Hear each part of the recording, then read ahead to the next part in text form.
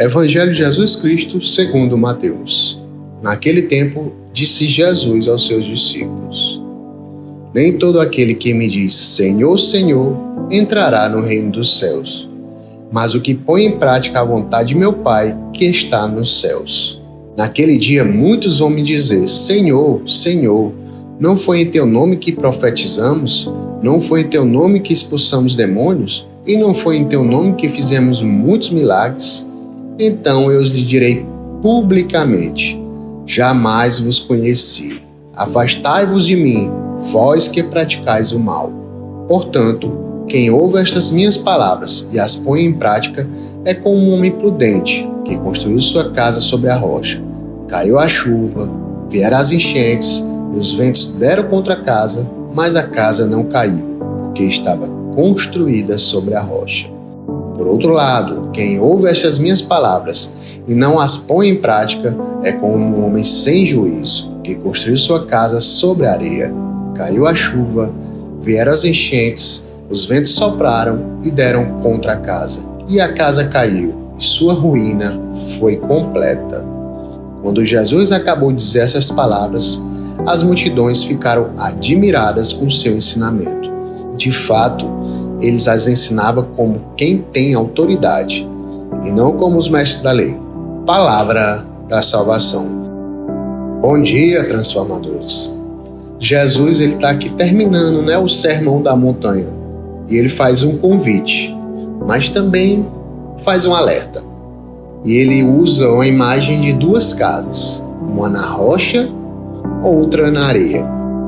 Mas antes de chegar nelas, ele diz uma frase que deve nos provocar, no mínimo nos fazer refletir.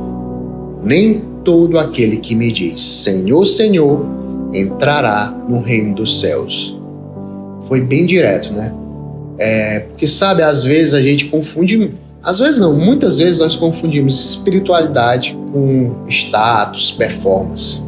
Nós achamos que estar próximo de Deus é dizer as palavras certas, fazer o gesto certo, estar ali sempre no ambiente correto. Mas Jesus revela que o primeiro critério não é aparência, mas coerência. Não é dizer Senhor, Senhor, mas fazer a vontade do Pai. E essa vontade não é mágica, não é também escondida. Ela está nas palavras que Ele mesmo nos falou. E o problema é que a gente ouve, até guarda, mas não pratica. E aí Jesus compara a vida à construção. Quem pratica, constrói sobre a rocha. Quem apenas escuta, constrói sobre a areia. E aqui é interessante que as duas casas, passam por tempestades. Porque a fé, minha gente, ela não nos livra da dor, da crise, da perda. A fé não nos protege do vento, mas nos dá raiz. A diferença não está em evitar a tempestade, mas em sobreviver a ela. Então a pergunta que fica para nós desse evangelho é: em que base nós estamos firmando a nossa vida, a nossa caminhada?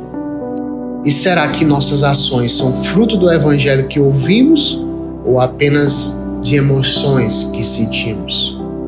É bom lembrar que Jesus termina o Sermão da Montanha como quem tem autoridade. E essa autoridade não era só o tom da voz, era a autoridade da coerência entre o que ele falava e o que ele vivia. As pessoas perceberam isso e ficaram admiradas, porque ele era diferente dos mestres da lei, que sabiam muito, mas não viviam aquilo. E a gente vive num tempo onde todo mundo fala, todo mundo tem opinião, todo mundo tem um versículozinho ali na ponta da língua, mas o mundo está carente mesmo de coerência. E eu lembro aqui de um pensamento de Santa Teresinha. Ela dizia: o Senhor não olha tanto para a grandeza das obras, mas sim para o amor com que se fazem. Então não é sobre quantidade, é sobre entrega, intimidade, profundidade, verdade. Bento XVI também nos lembra que Estar enraizado em Cristo significa responder concretamente ao que Ele pede. Porque não basta admirar, tem que seguir, tem que obedecer e tem que praticar.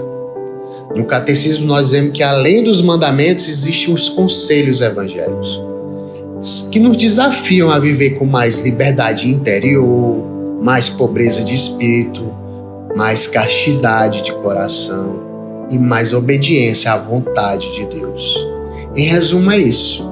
Jesus nos convida a um cristianismo de fundação sólida, uma fé que permanece mesmo quando tudo parece ruir. E se eu pudesse deixar uma pergunta para hoje, seria: sobre o que está construída a tua fé? É areia de emoção, passageira, ou rocha de compromisso com o Evangelho?